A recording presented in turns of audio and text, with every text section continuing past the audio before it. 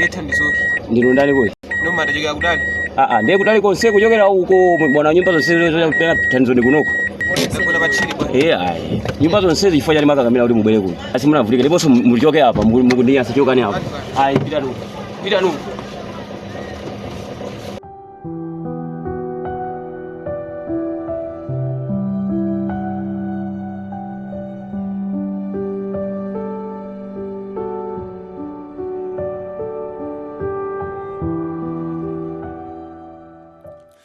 Zombesa chisoni a Kristu ena lelo tikulalika za Yesu komasi timuzi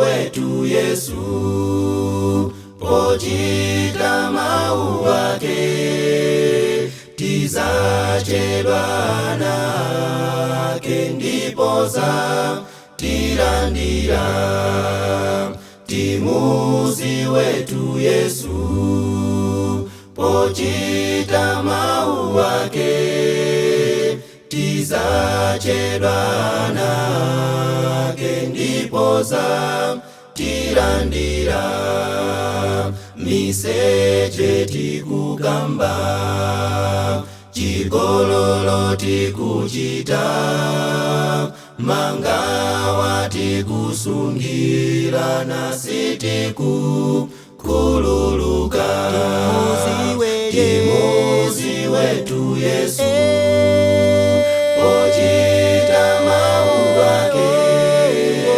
tizachedwa nake ndiposa tirandira timuzi wetu Yesu pochita mau wake tizachedwa nake ndiposa tirandira mbale wesu nachedwe Yesu ngokonzeka kukulandira iwe ndipo uzakala bwenzi lake timuzi wetu Yesu pochita mau wake tizachedwa nake ndiposa tirandira